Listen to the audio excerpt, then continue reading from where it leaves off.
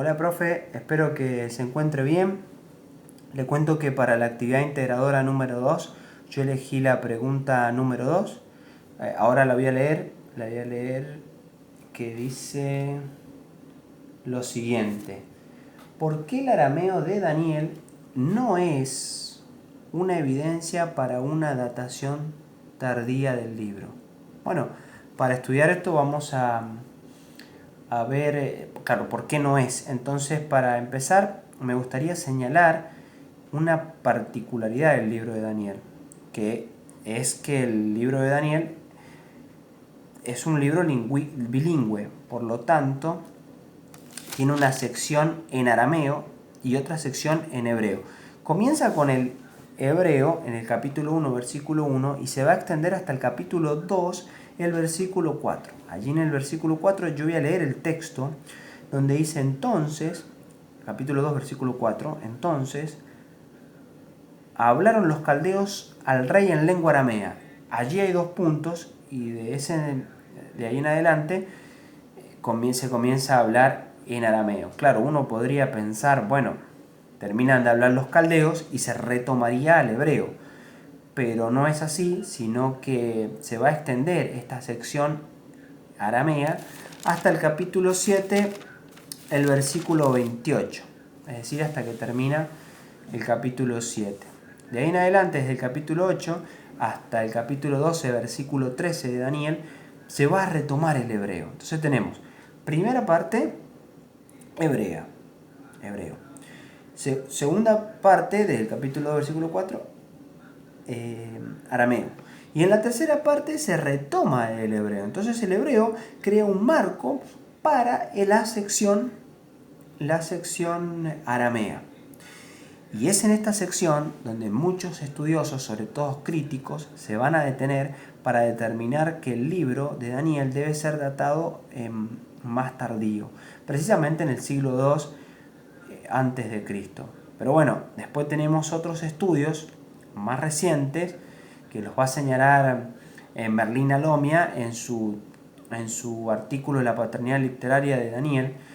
Él va a hablar de los cuatro ataques a la paternidad literaria, pero es interesante cómo se va a centrar en lo que tiene que ver con el idioma arameo sobre este punto, y va a resaltar, por ejemplo, la figura de Rosenthal en el año 1939, donde él descarta toda posibilidad de que el profeta Daniel que no tenga la paternidad literaria, es decir, que existe el 100% de que Daniel haya escrito el libro.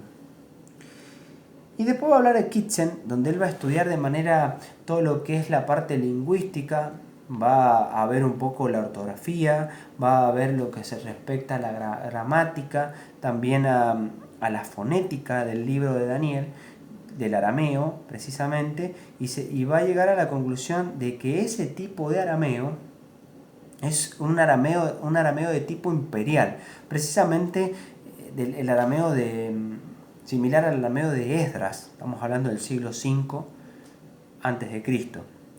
Y también el mismo Alomia va a resaltar la figura de Kuzjan, que él también va a llegar a la conclusión de que el arameo de Daniel es más oriental que occidental, y por lo tanto no, o sea, al decir oriental estamos hablando de un arameo más persa que occidental sería macabeo. Entonces tenemos en el periodo persa este tipo de arameo. Entonces acá tenemos el primer fundamento o primera evidencia de por qué él no puede ser datado tempranamente. Posteriormente, siglo II, sino más bien tiene que ser datado de manera temprana. Por otro lado tenemos la comparación con los textos qumránicos, sobre todo dos de ellos. Uno, por ejemplo, el Targum de Job, y también que está datado en el siglo II a.C., y también el Génesis apócrifo encontrado en Qumran, datado en el siglo I. Cuando se comparan estos dos textos con el arameo de Daniel, hay una diferencia significativa lingüística. Por lo tanto, no se puede determinar que Daniel, el arameo, pertenece a este periodo, sino tiene que ser un periodo más temprano. Bien, esta sería la segunda evidencia de por qué el libro de Daniel debe ser datado de manera más temprana. La tercera evidencia es la de Teisidor, donde él va a estudiar todo lo que respecta al contexto epígrafo del literario de Esdras y Daniel. Y va a llegar a la conclusión que tanto Esdras y Daniel hay similitudes, como así también con el papiro de Elefantina, que es datado en el siglo V. Por lo tanto, acá encontramos otro tipo de evidencia. Y la cuarta evidencia es la que va a resaltar Gerald Hassel. Él va a hablar de 19 vocablos persa dentro del arameo de Daniel. Por lo tanto, estos vocablos dan un indicio de que pertenece a un arameo más oficial y no el arameo medio como creen los críticos. Esta sería la cuarta evidencia. Y la quinta evidencia es que se encontraron distintas inscripciones. Esto lo encontró de una manera, no hace mucho tiempo, un estudioso, Stefanovich.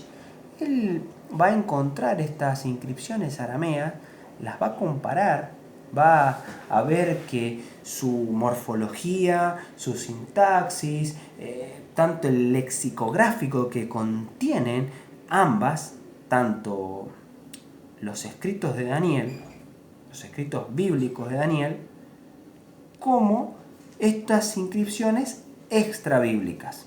Entonces, al comparar estos lexicográficos, va a encontrar similitudes con el libro de Daniel. Entonces acá tenemos la quinta evidencia. Vamos a repasar.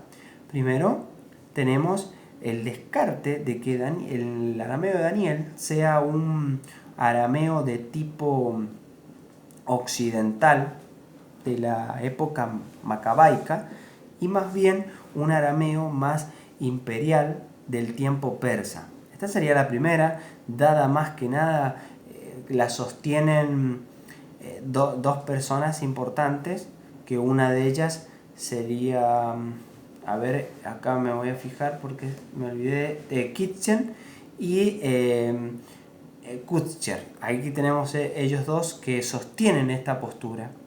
Después tenemos, por ejemplo, en la segunda parte nombramos a Qumran, la comparación con los textos qumránicos, que no hay similitudes.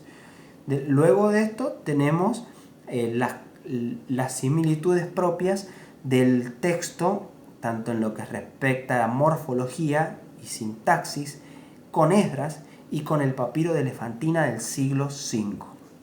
Y por último, también tenemos los 19 vocablos persas, indicando que no podría pertenecer, como recién también se resaltó, a la época macabaica, sino más bien periodo persa. Y después, para finalizar, las inscripciones encontradas por Stefanovich, donde dice que él al comparar todo lo que es referido a las cuestiones lingüísticas, sintaxis, morfosintaxis, después tenemos lexicográficos, todo lo que respecta a estas inscripciones, llega a la conclusión que estas inscripciones se parecen al arameo de Daniel. De hecho, son inscripciones datadas en el siglo VII y al siglo V a.C.